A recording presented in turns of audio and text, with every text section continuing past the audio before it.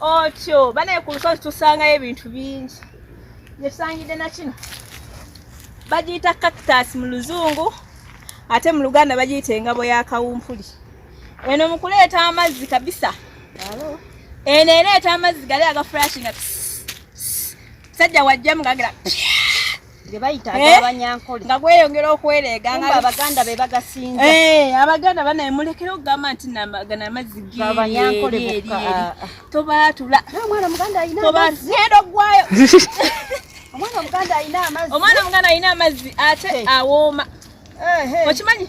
Awooma. Teri asinga Munnayuganda kuwooma. Kati kino ekituwa okikozesa. N'okiteekamu ebintu birala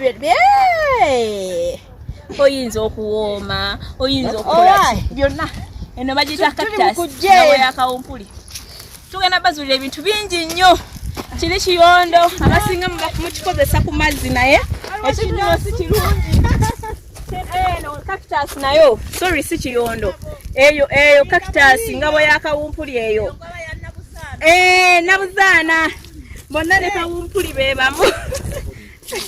Ebintu ebireeta amazzi.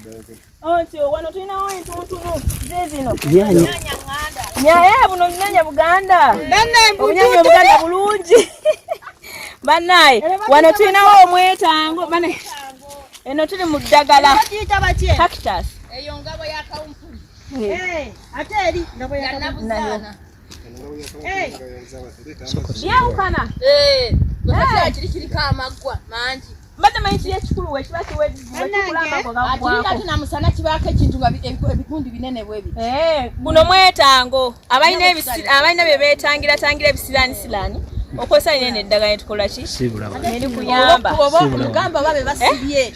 Oba abantu be basibye. Banaye baagala nnyo senga mabiri senga babaseleebu. Mbeera bulungi.